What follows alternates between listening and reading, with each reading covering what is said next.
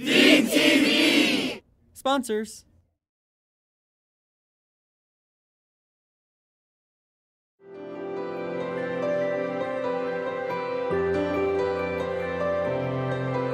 So as you see here, there's a well being built. The locals used to walk miles to get clean, safe water, but now it's getting built right in front of the doorstep, which I think is a great thing. And you can see the women are out here, the men are out here, they're very happy to have this here. Please donate generously to this fantastic thirst relief project by Penny Appeal.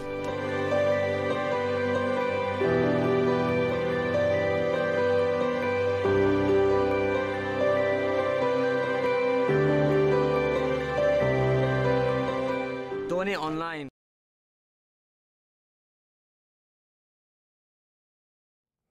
Assalamu alaikum, peace be unto you. You are back with Think About It, like the little balls going off on the head. We got a light bulb here to show you what that means. This is the show coming to you just to think about stuff during the month of Ramadan, and I'm your host, Joshua Salaam. I'm glad that you have tuned in. Don't go anywhere. I got a nice show lined up for you, inshallah, and I think you're gonna like it. I think it's definitely gonna give you some stuff to think about. So, without further ado, stay right there. Watch the commercial sponsored by Penny Appeal. Visit them at pennyappealusa.org, and we'll be right back with Think About It.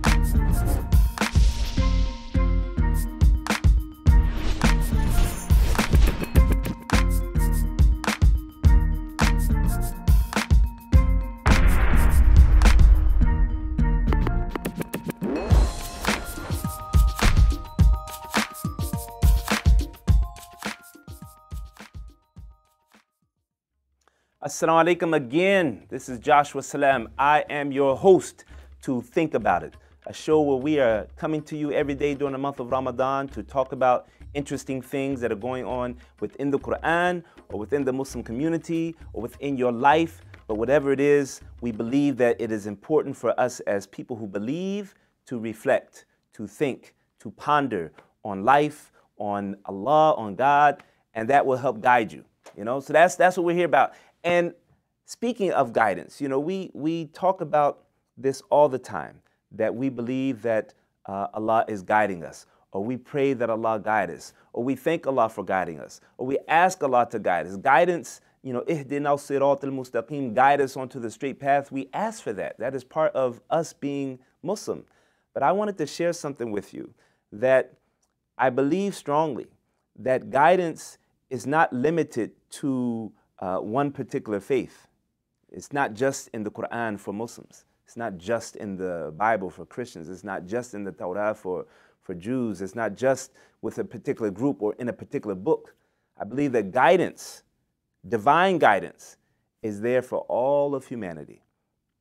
Yeah, I said it here, Josh. Now, if you disagree, email us at info@deen.tv. This is, I have no, where's my wallet at?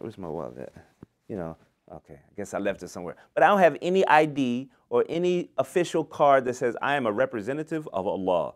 I am God's representative to tell you how to interpret the Quran or to tell you what the Prophet meant in this particular moment or that particular moment. I don't think anybody can pull out their card stamped in gold, the divine signature.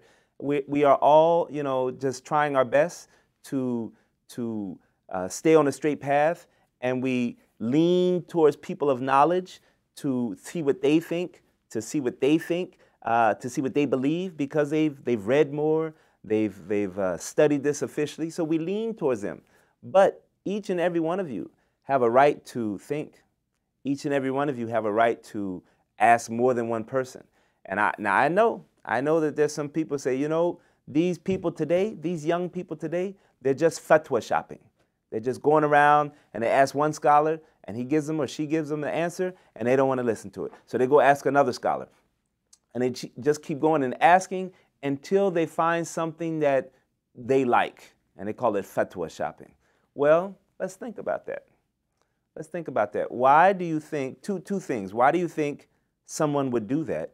Someone would ask somebody and not like their answer, or ask somebody else and then ask somebody else? That's one side of it. Why do you think people do that? And why do you think people would discourage that? You know, why do you think people saying, no, just ask one person, take their answer and run with it? You know, just don't ask anybody else, just take it and believe it. You hear and you obey, right? So whenever you hear what Allah says and you hear what the Prophet, peace be upon him, says, you just believe it and you go with it. None of this shopping around stuff. So that's about today, those two aspects, right, of why do people ask around for different opinions, and why do people say, stop asking around, just take one opinion and go. Now, before I get to those two things, are you with me? Yeah, you know, I haven't lost you yet. I know I'm jumping around. I know I speak very fast sometimes. I apologize. I know I cut off my sentences. That's just my style, so you got to stick with me. But the reason why I believe that guidance is there for everybody is because Allah says in the Quran that all of his creation is guidance, that the seas are guidance, and the fact that he's separated them and they don't intersect, you know, the salt water from the fresh water. It's just like a barrier between them. In that is a sign for those who believe. And he talks about the cycle between day and night and the sun and the moon, and one is chasing the other, and in that is a sign for those who believe. And he talks about so many things. He talks about the clouds and the rain. He talks about the celestial bodies out there. He talks about, come on, you tell me, he talks about the bees. He talks about the ants. He talks about, you know, our own heart. We are a living miracle. The human body is a living miracle. And those who study the human body, you'll find so many signs in it, you know? So it's just there. It's just like Allah just puts it out there for everybody. It doesn't matter who you are, doesn't matter which faith you believe, doesn't matter where you're born at in the world. You could be born in a cave, you could be born on a boat. It doesn't matter. There's something there that is going to be a sign to you that there is a God.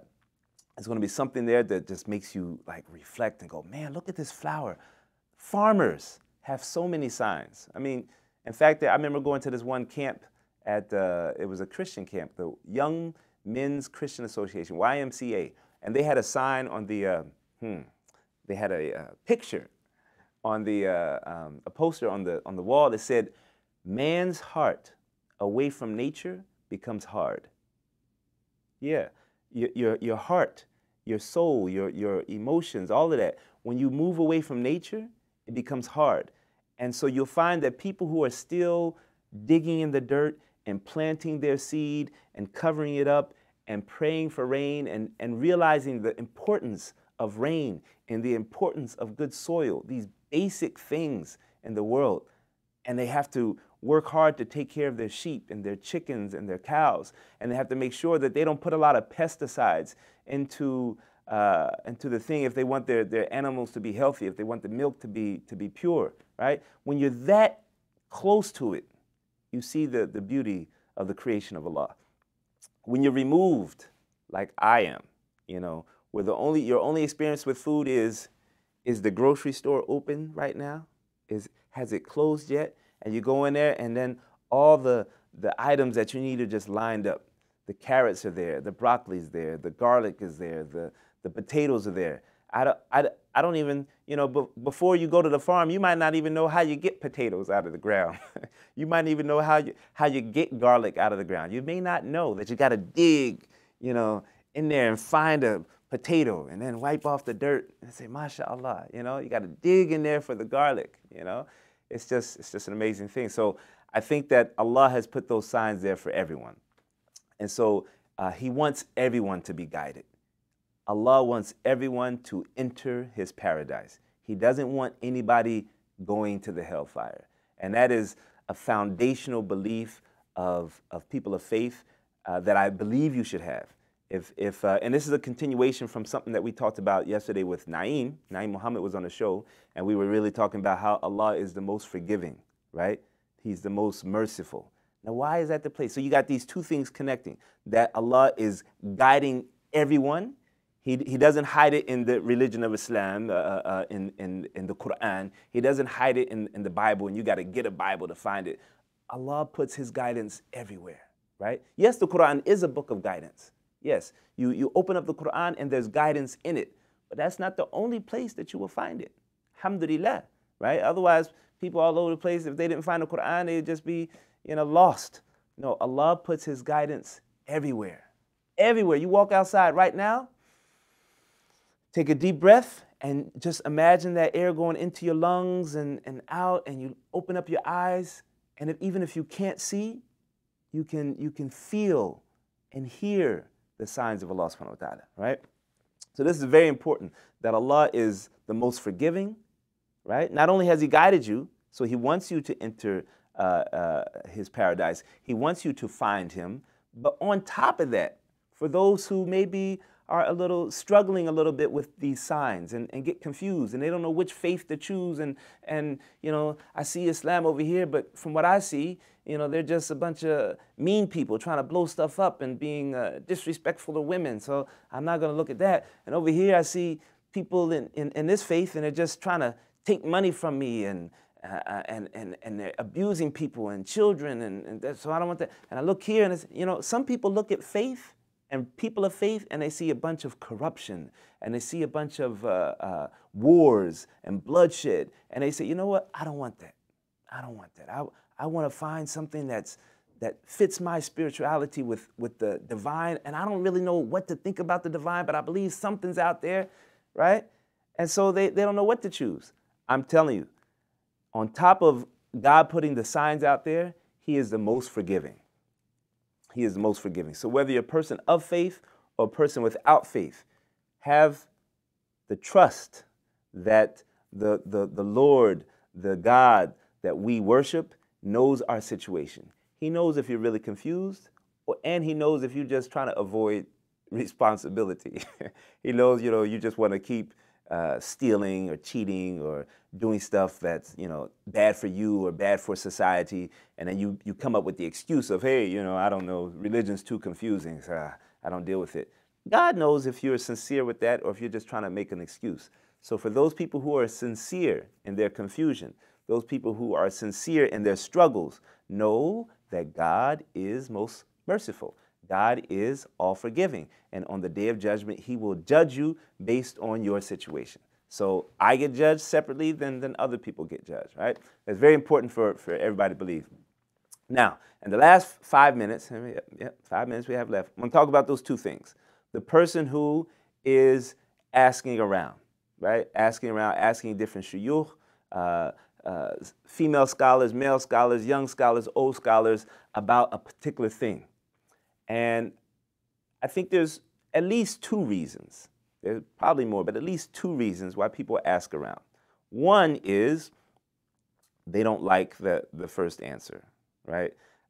And they believe that the first answer is correct, but they're hoping that if I could just get like some scholar somewhere to say, what I really want to do, that would be awesome. And I could say, well, there is a scholar that says such and such, right? And the reason why I say that is because we get that a lot. When I say we, Native Deen, we get told that a lot about music. We get told that that's what we're doing with music.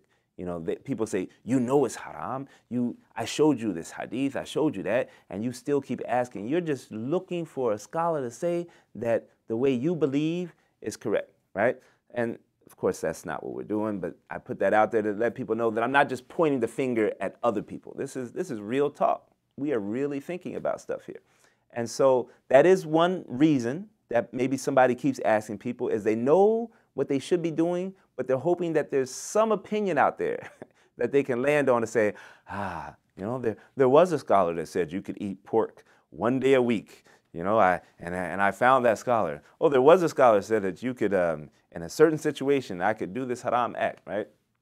That's a possibility that maybe some people are asking around because of that. But there's also a possibility. And I think this is the main reason that people keep asking, is because in their heart, they know something to be true. In their heart, they know something to be true. And in their heart, they have found sincerity with their Lord and their cherisher. In their heart, they stay up late wondering if God is pleased with them. That type of person is going and they find an answer that they don't believe is the nature of a loving God that they know. They don't believe that the God that they know in their heart would force something like that, would make something like that mandatory or make something like that forbidden. In their heart, they know. So they're looking, hoping that there's an opinion out there that really resonates with the God that they know and in the heart that they know. And I tell you, sisters and brothers, there are many opinions out there that are hurtful, you know, about young people, about women, about, war, about people who don't believe in Islam. There are many opinions out there that are hurtful, that are, and if you do ask around, you'll find out that there are other opinions, and some of the opinions are stronger than the first one that you went to. Maybe the first opinion that you went to was the guy that, you know, had some minor opinion that was, that if you ask other scholars or a majority of scholars to say, yeah, that opinion, yeah, right? So if that's the first person that you go to and you just follow it, you might end up joining some extremist group. You know, you might end up killing people. You might end up oppressing people. You might end up oppressing yourself, right? So why would you tell somebody not to ask around? In fact, what I tell people is to use your mind. Think about it. Allah gave you this mind. In fact, if you didn't use your mind, you wouldn't be in Islam anyway. You have to use your mind to be Muslim. The companions of the Prophet of Allah, Prophet Muhammad sallallahu alaihi wasallam, when he's telling them about Allah, the Most High, Allah the One, they said, that makes sense. They used their mind and they followed this Prophet. And I'm asking you to do the same thing, inshallah. Use your mind, have a critical thinking, be sincere to your heart and sincere to your Lord, and follow that guidance. And inshallah, it leads you. I will believe it leads you to the one and only true creator of the universe, Allah subhanahu wa ta'ala. That's my intro. Don't go anywhere. Thank you, Penny Appeal, pennyappealusa.org for sponsoring the show. We have a guest coming on. We're going to expand on this topic and talk about some other interesting stuff. Don't go nowhere. Be right back with Think About It. We're in the Gambia right now, and we have a very special program. For $45, you can feed an entire family. And this food, especially in the month of Ramadan, is going to be so helpful because obviously you're going to get the reward of feeding the fasting person as well. So for $45, you can help feed a family for an entire month. And we're doing this in 13 countries. Find out more at the Penny Appeal USA website, pennyappealusa.org.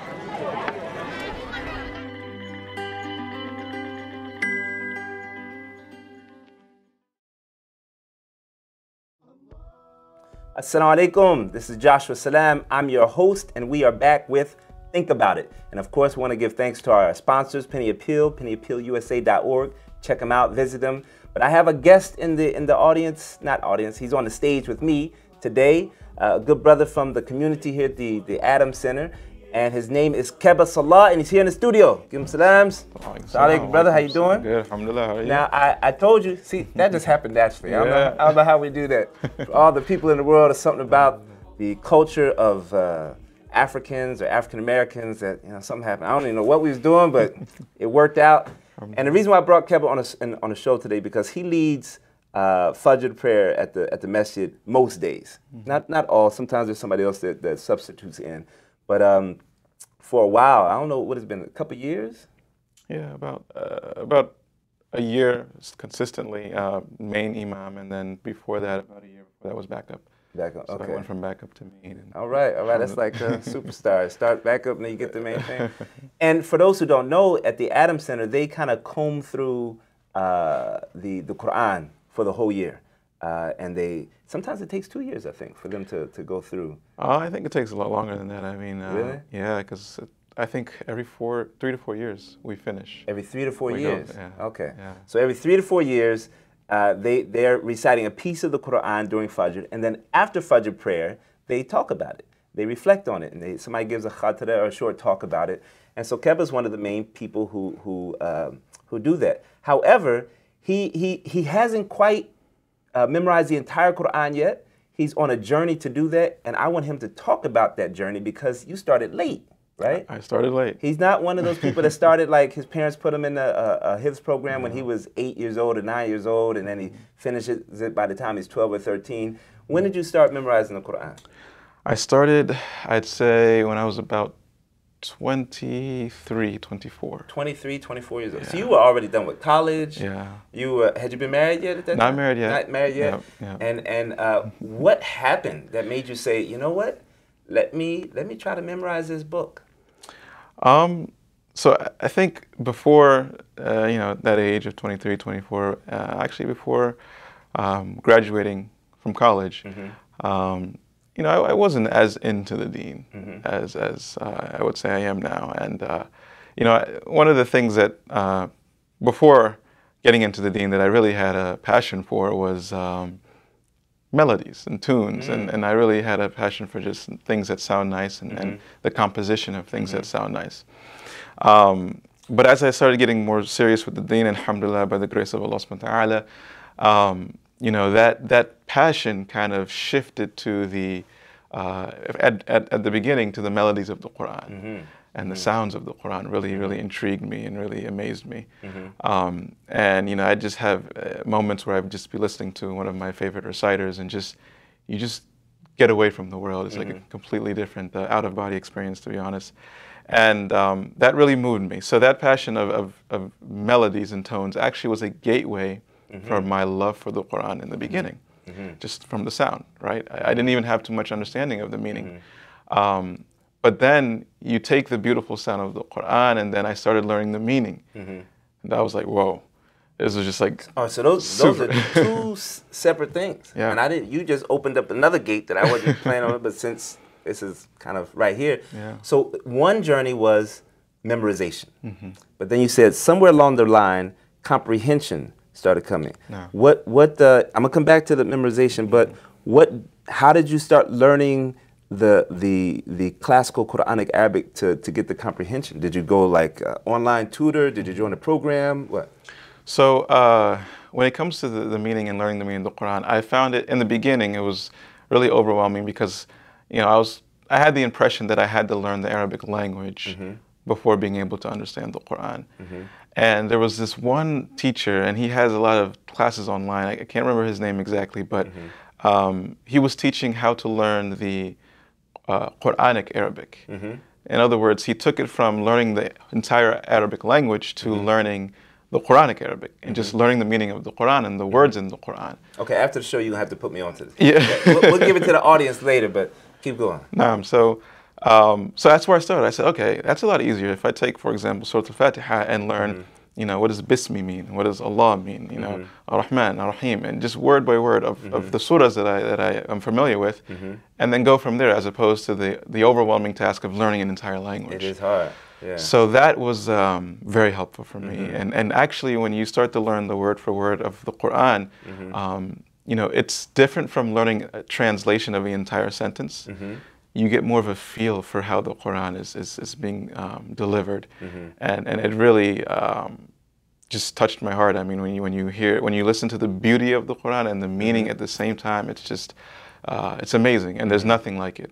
So that just fired up a intense love for the Quran, and my journey motivated me on my journey to memorize it. And well, that's like continuing fire. So there was some type of initial drive or fire that said, I want to try to memorize this book. And then once you got on the path, you know how they said, like you move towards Allah, He's going to move a lot faster to you. And so now you're getting this extra momentum of now you're understanding it, and now you're like, oh, and you want to do more and more. Did you feel like it started getting easier and easier as you were on the journey, like easier to memorize, easier to comprehend?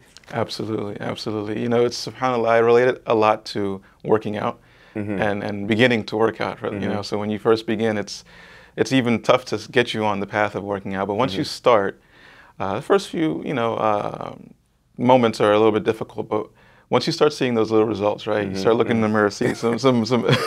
That's a good analogy. You know, that's a good analogy. Yeah. That then it keeps you going. You're like, oh, I'm starting to get a little six-pack again. I lost some weight. I can see my bicep. Yeah. So that's how it was. And then, but at the same time, similar to working out, it becomes more natural. Like you become more of an addict to working out, and it's just something that if you don't do it during the day, your day is not complete. Right. You're like, I didn't work out today. Yeah.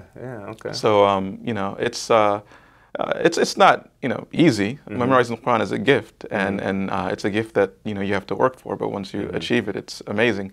But it does become easier as you go. And I think what really happens is you begin to love it more and just really become more motivated. Not that it's easier, but you're just more motivated and you just take it on. The finish line gets a little closer and closer. Yes. Or maybe it's not a finish line. Maybe it's like there's a bunch of finish lines on that journey, and if you're doing it right, every little step feels like a big victory. So every new word that you learn, it's like, oh, I just passed another finish line. So with the journey that you're on, it's not like memorizing the Quran is the finish line. There's no finish line with this book, but somehow you just stay motivated to go further. So if would you agree with that? Absolutely. So if there's no finish line, where do you see yourself going after you've memorized the Quran? So, you know, one of the most amazing things that kind of motivated me, or just was amazing to me, was one of our beloved imams at Amsterdam, Sheikh Hatem. You know, he is an expert. I deem him as an expert of the Quran. But to hear him one day say that he has a teacher and he still studies the Quran and still sits with his teacher was just amazing to me. So the fact that, you know, I mean, after memorizing the Quran, I think definitely going deeper into the tafsir and you know, the Quran, as they say, is an ocean. You never can exhaust the meanings and the guidance that's within it.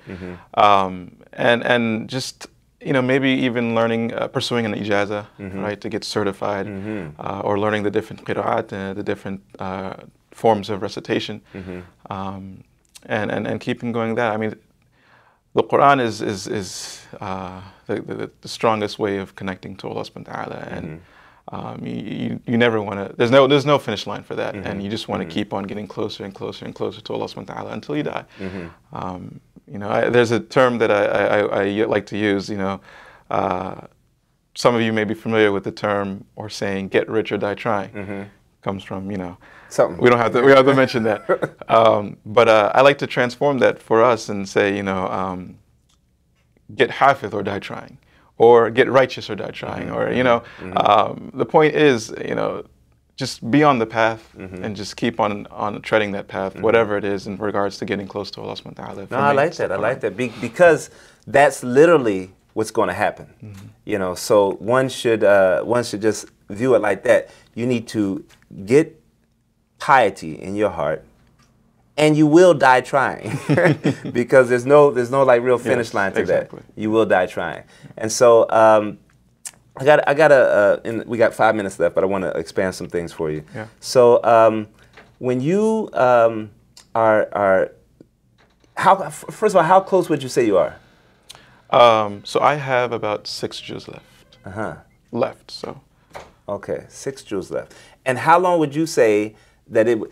First of all, I don't know if you're comfortable talking about it, because your story is inspiring. So I think people will say, okay, this is a real person who started, you know, and he had a full-time job, you know, and now you are married, you have children. Yeah. It's not like your life stopped. No. And while you're doing all of that, and you're active in the community. I've seen you teaching others. I've been walking down the hall. I see you sitting with other brothers teaching them Quran, and I assume you are still learning from somebody else. So you're learning, you're teaching, you're active, you're still doing all of that, and you're still on this journey. So how long do you think it's going to take you to finish it? Finish it? With all that stuff that you got going on. Yeah. I plan on finishing by the end of this year. Wow. By December, inshallah ta'ala. That's my goal. 6 jewels by the end of the year. Yeah, inshallah. Wow. He's like, I got this, brother. I've been working out. This is easy for me now. You know, I mean, there's some young huffaz that would say that's too long, right? For them, they can do 6 juz in, you know, maybe 3 months. But yeah, alhamdulillah, I plan on finishing by the end of the year, and you know, maybe even I've thought about the possibility of leading Tarawih next year, inshallah, and that is another motivation as well. So Wow. being ready for that. So what would you say? And you can look at the camera when you say this, because you're speaking to, you know, how many people watch the show. I don't know. It's a new show. It's just kind of people are figuring out. But what would you say to another 24-year-old who's just coming out of so he's finished with college, or she's finished with college. They've started a job. The job's, you know, kind of overwhelming. They're getting that pressure of, I got to be the best employee. I got to establish myself. I got to get that career going. They feel like they don't have any time as it is now, you know, between going to work and spending time with family and looking for a spouse and going to the gym and whatever it is that they're doing. They feel like, I don't have time to. What would you say to them? What would be some words you would say to them? You know, and they're right there. They're right there. Alhamdulillah, inshallah. You know, I would say, you know, when you take a look at priorities in life and things that are most important to you in life, I think, you know, probably we would all agree that getting closer to Allah subhanahu wa ta'ala and gaining Jannah, of course, is the biggest priority. But, you know, more than that, and more than the reward that comes in the hereafter, when you follow the path of Allah subhanahu wa ta'ala, there is an amazing gift that comes with the memorization of the Quran that happens in this world and in your regular day life. Things change from your state of heart, your state of being, and your state of perception of the world. You know, one of the amazing things about memorizing the Quran is that you have like just a walking repository of guidance, and with every situation that comes to you, you'll start to notice that you have an ayah that you can relate to that specific situation that's going on in your life. And you know, and that is, if you think about how they describe the Prophet ﷺ as a walking Quran, as Aisha radiallahu anha mentioned, that is how you become a walking Quran, where, you know, with every situation in life, you process it and you act upon it in a way that's in accordance with the Quran. And memorizing the Quran really helps you to do that, and to really live life in accordance with the Quran. And you know, one thing that's really interesting is that, you know, sometimes you go to a mall, you go to a store, and they have some music playing, and you leave that store and you don't even know who sings that song, but that song is in your head, and you're at home washing dishes, you end up, you know, just singing this song because it's stuck in your head. When you're on the path of memorizing the Quran, because you're just constantly trying to review, constantly trying to remember the ayat that you have memorized, you know, you find that you'll just be washing the dishes, or you just be driving your car, and just naturally, you'll realize it after the fact, but naturally you'll hear something coming out of your mouth, and it's the Quran.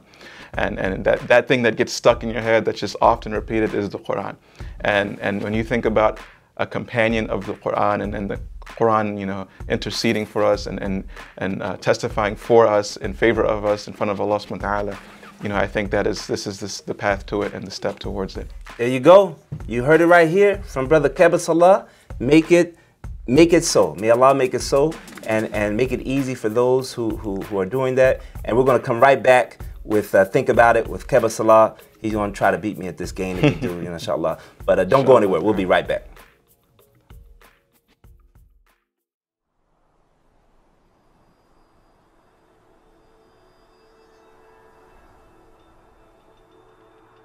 Since August 25th of this year, over 600,000 individuals have fled from Myanmar into bordering Bangladesh. They've witnessed crimes against humanity. The United Nations calls what happened in Myanmar textbook definition of genocide, textbook definition of ethnic cleansing. We've been here for the last few months, providing them with access to clean drinking water, providing them with access to primary healthcare services, helping them build their shelters, as well as giving them weekly food distributions.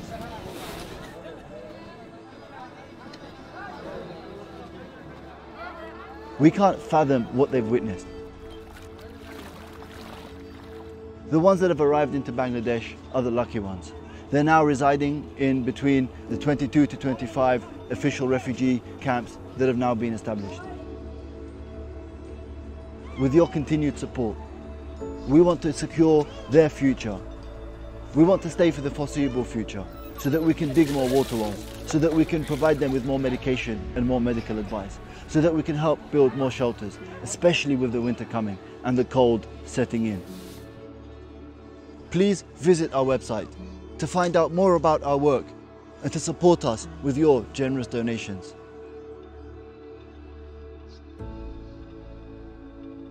Thank you.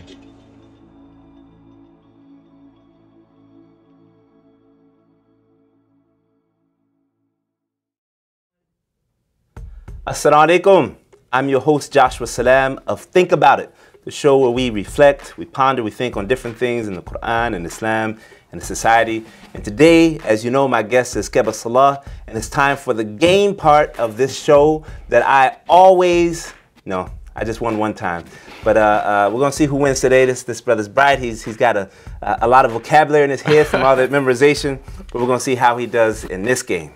All right, so I normally go first to increase my odds of winning. Okay. Sorry, that's just, it's my show. Okay. I do it like that. Go ahead, man. Still gonna lose. All right, ooh, mashallah.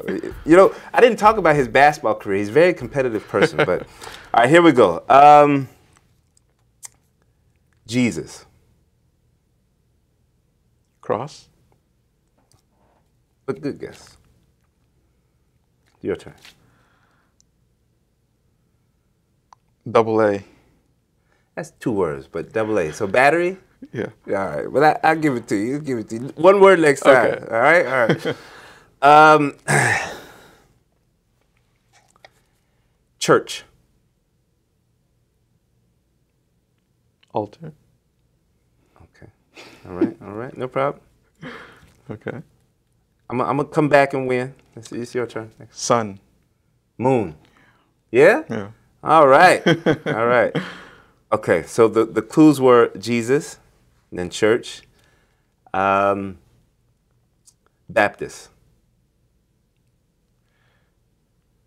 Christmas. No? No? Oh, man. This is hard, man. All right. You got 2 down, right? All right. Yes. Number 3 for you. Princess.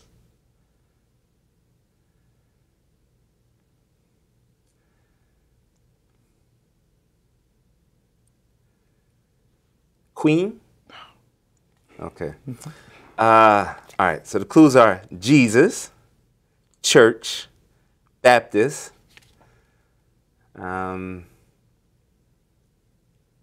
religion. Christianity? Christian? Yes, thank you. All right, 1 down. Now I'm coming for you. All right. Okay. All right, what was your first clue? For that word. Princess. Princess, okay. And another one is Charles. Okay. Diana. Okay. Princess Diana, you know what I'm saying? All right.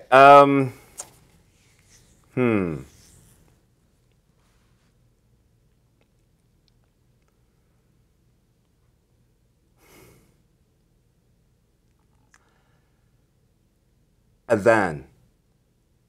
Iqama. All right. This is a tough one. I'm going to get it.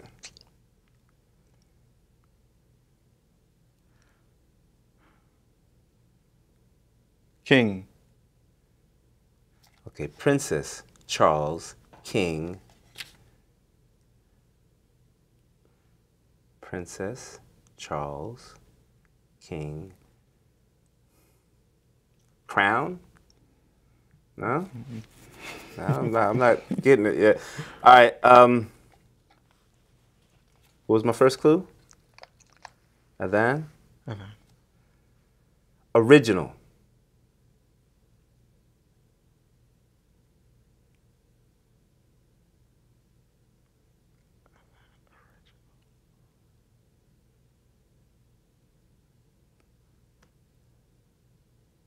Salah. Salah. Okay. No. I think my next word is going to get it for you. Okay. No problem. All right. So we got I'm here, Princess, man. I'm here. Let's go ahead. Charles, King, Queen.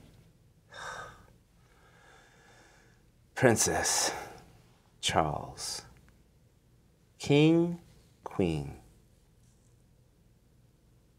The word wouldn't be, well, I mean, let me just make sure the word wouldn't be kingdom because you have that would be in the word that you said when you said king.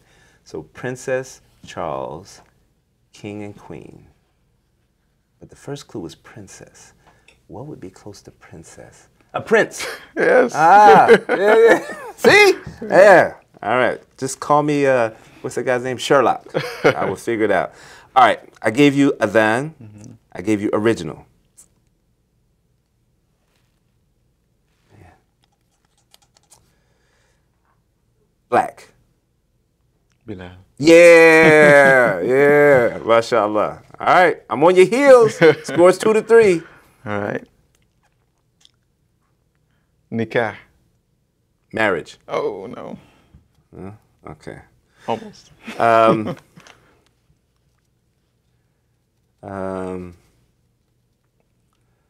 Moses. Staff. Nope. Okay. All right. I said nikah first time.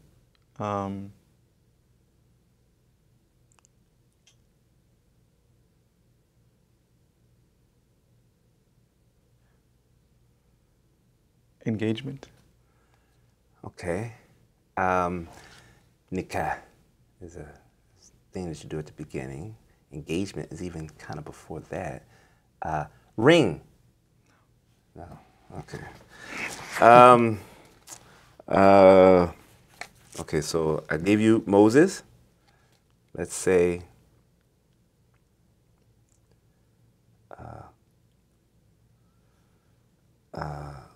oppressive. Pharaoh. Yeah. All right, 3. All right. What word are you on? I'm on my fourth word. You're on your 4th word. All right. I just finished 3. That means I'm on my 4th word. Tie game. Let's go. Okay, so nikah, engagement. Engagement. It wasn't ring, it wasn't marriage.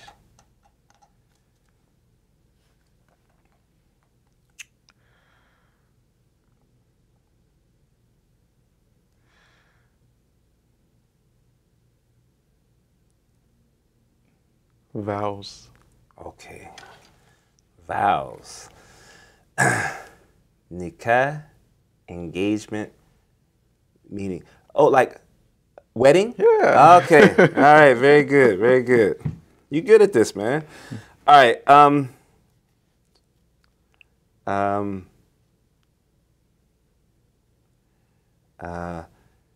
Myanmar.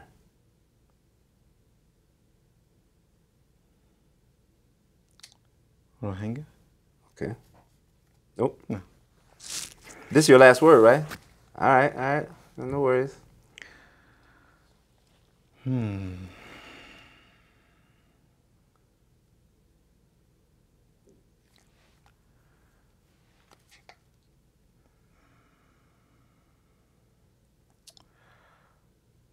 Baseball. Baseball. Okay. That could be many things. Yeah. Bat. No. No. All right.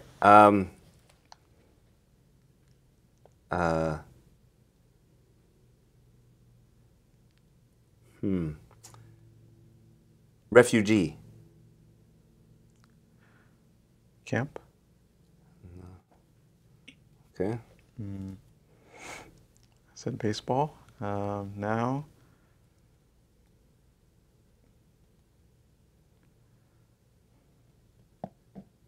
Republican. Baseball and Republican. Was there a Republican baseball player that I don't know about? All right, baseball and Republican. America. American. Yes. Yeah, okay, all right. Well, I lose. Pretty good. My last 2 words were Bangladesh. I was trying to get you to say Bangladesh. Okay. What would you have said? I think probably with one more clue I would have gotten there. One more clue, you got that. Yeah. And then the last one, let me see. If I had said,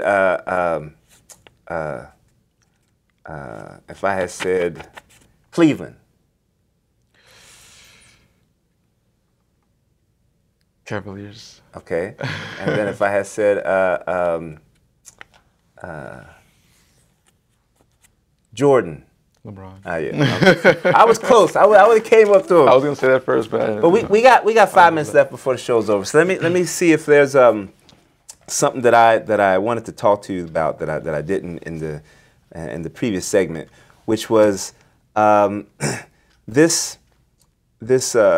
word style that you're not memorizing the Quran, comprehending the Quran with, right? There was a teacher that you saw online that was like, hey, you don't have to start with, he wasn't saying not to, but he was saying you don't have to start with learning the whole language of Arabic and everything.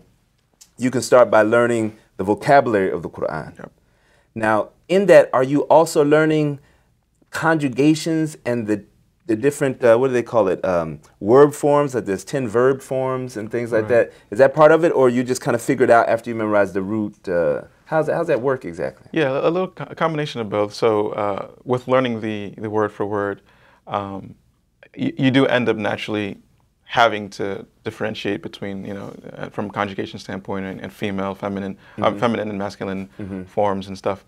But also with my memorization teacher, because what happens is, a lot of the mistakes that I'll make when I read to him will have to do with conjugation and just basic grammar and forms of words and such. So I learn through him. He helps me, and as you memorize more of the Quran, right, you'll start to ask yourself, wait, why are these words so similar but not exactly the same? And then naturally you just end up learning that, okay, it's a matter of feminine and masculine and stuff like that. So the amazing thing about memorizing the Quran is as you go, like, just other knowledges just come. Like you get knowledges of seerah, of hadith, of tafsir, like just things just come on your path as you're on this path of the Quran, which is like causes of revelation. Like you could be reading something in the Quran and it says, and they ask you about such and such, and then you might say, who asked? Exactly. What was going on? And then you start asking those questions. Yeah. Now you're smiling a lot on stage as you talk about the Quran. So alhamdulillah. Now would that mean that this is like enjoyable? You're having a good time. It's fun. How do you encourage people so that it doesn't become like burdensome and they don't like it? Would you recommend somebody so that this is something that they're like looking forward to every single day and keep it exciting and I'm hesitant to say the word fun because people are going to think like, oh, you're making a joke of the Quran, but I'm saying, like, I think to a certain extent it does have to be like joyful, to memorize and not grueling like a torture. So if you don't want to use that word, you don't have to, but what would you say to somebody so that this isn't just torture on them, that this is like exciting and enjoyable, so that they can smile like you smile as they talk about this journey? Yeah, I mean, wallahi, one of the reasons why I'm probably smiling is because, all of this just stems from, to be honest, a love for Allah subhanahu wa ta'ala, a love for God, and a love to be amongst those people whom God loves. And, if you have a passion to just excel, whether it's in your work or in your school or in basketball or sports, whatever it is, if you have a passion to be good at whatever you do, when it comes to being good at getting close to Allah through His book, through His words, memorizing His words, it comes strong in your heart. I mean, that passion would come when you realize that, what you're doing. When you think about what a hafiz is he's one who is preserving the Quran on this earth. When Allah subhanahu wa ta'ala says that, He is the protector of the Quran on this earth. When you think about other books and other religions that have been corrupted, have been tainted, the Quran is protected through the hearts of human beings. So to be one of those vessels or one of those human beings walking around that's one of the people protecting these Qurans, one of the people who, if all of the Qurans were burned in the world, you would be one of the people to go forth and help to write a new one, is an amazing feeling and an amazing achievement. So to want to achieve that is just like, there's a lot of motivation in that. So before we go, we only have a little bit of time left. Could you recite a favorite verse or two of yours? Sure, inshallah. أعوذ بالله من الشيطان الرجيم. بسم الله الرحمن الرحيم. يا أيها الذين آمنوا اتقوا الله ولتنظر نفس ما قدمت لغد واتقوا الله إن الله خبير بما تعملون ولا تكونوا كالذين نسوا الله فأنساهم أنفسهم أولئك هم الفاسقون لا يستوي أصحاب النار وأصحاب الجنة أصحاب الجنة هم الفائزون لو أنزلنا هذا القرآن على جبل لرأيته خاشعا متصدعا من خشية الله وتلك الأمثال نضربها للناس لعلهم يتفكرون. And for sure, Allah speaks the truth. I have no words after the words of Allah subhanahu wa ta'ala. You just guys come back next week or tomorrow, and we'll see you with Think About It. Alhamdulillah. Thank you, my guest, Kebbah Salah. Assalamu alaikum wa rahmatullahi wa barakatuh.